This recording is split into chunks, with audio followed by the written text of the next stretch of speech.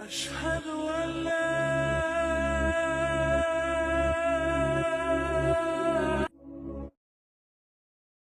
حضرت موسیٰ علیہ السلام اور فرعون کا واقعہ حضرت موسیٰ علیہ السلام کا واقعہ قرآن پاک میں تفصیل کے ساتھ بیان ہوا ہے۔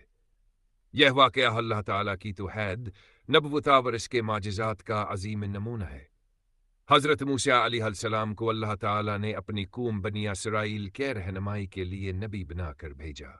ان کا سب سے بڑا امتحان فرعون اور اس کے ظلم و ستم کے خلاف کھڑے ہونا تھا۔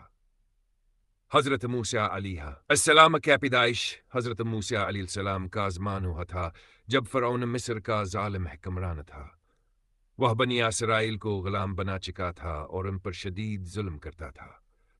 ایک خواب کی وجہ سے فرعون کو خوف تھا کہ بنی اسرائیل میں سے ایک لڑکا پیدا ہوگا جو اس کی سلطنت کو ختم کر دے گا۔ اس خوف سے اس نے حکم دیا کہ ہر پیدا ہونے والے بنی اسرائیلی لڑکے کو قتل کر دیا جائے۔ اللہ تعالیٰ نے موسیٰ علیہ السلام کی والدہ کو الہام کیا کہ وہ اپنے بچے کو ایک ٹوکری میں رکھ کر دریا میں بہا دیں۔ اللہ کا وعدہ تھا کہ وہ موسیٰ علیہ السلام کی حفاظت کرے گا اور انہیں نبی بنائے گا۔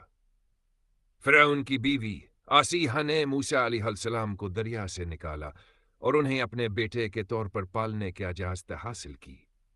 اللہ نے اس طرح موسیٰ علیہ السلام کو فرعون کے محل میں محفوظ رکھا۔ حضرت موسیٰ علیہ السلام کی جوانی اور مدین کے طرف ہجرت۔ جب موسیٰ علیہ السلام جوان ہوئے تو انہوں نے اپنی قوم پر ہونے والے ظلم و ستم کو قریب سے دیکھا۔ ایک دن انہوں نے ایک مصری کو بنی اسرائیلی پر ظلم کرتے ہوئے دیکھا اور اسے روکنے کے کوشش میں اس کو مار دیا۔ یہ قتل غیر ارادی تھا، مگر موسیٰ علیہ السلام خوف زدہ ہو گئے اور مصر چھوڑ کر مدین چلے گئے۔ مدین میں موسیٰ علیہ السلام کی ملاقات حضرت شعیب علیہ السلام سے ہوئی۔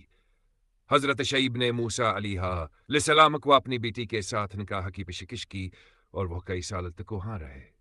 نبوت کا کئی سال بعد موسیٰ علیہ السلام اپنی بیوی کے ساتھ واپس مصر جا رہے تھے کہ راستے میں کوہ طور پر ایک عجیب منظر دیکھا۔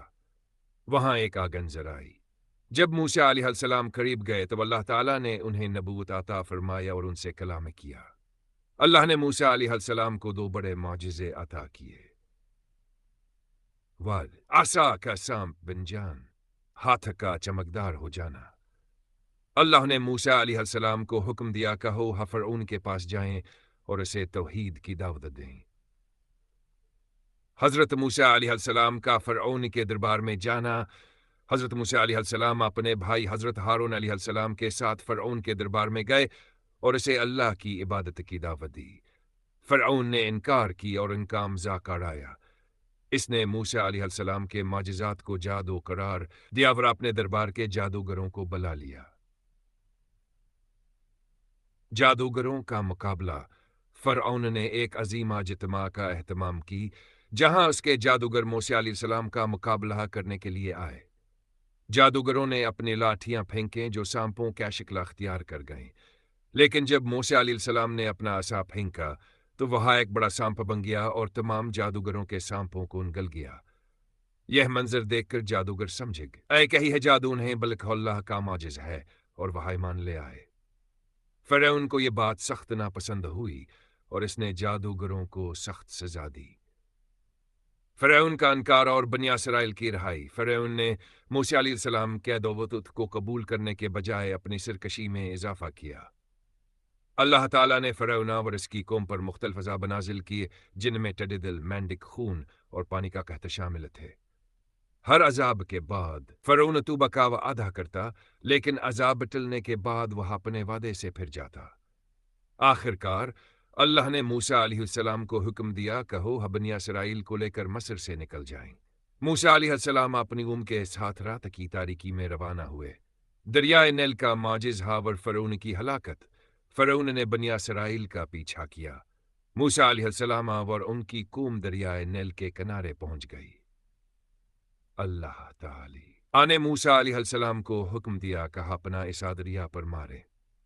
دریا 2 حصوں میں تقسیم ہو گیا اور بنی اسرائیل اس کے بیچ سے گزر گئے۔ جب فرعون اور اس کا لشکر دریا میں داخل ہوا تو دریا دوبارہ اپنی اصلی حالت میں آ گیا اور فرعون اپنے لشکر سمیت غرق ہو گیا۔ اللہ تعالیٰ نے فرعون کو اس کے ظلم کی سزا دیا اور بنی اسرائیل کو آزادی عطا کی۔ ابرتاو اور نصیحت۔ حضرت موسیٰ علیہ السلام اور فرعون کا یہ واقعہ ہمیں یہ سبق دیتا ہے کہ ظلم، تکبر اور سرکشی کا انجام ہمیشہ تباہی ہوتا ہے۔ اللہ کی توحید اور اس کے احکامات پر عمل کرنا ہی کامیابی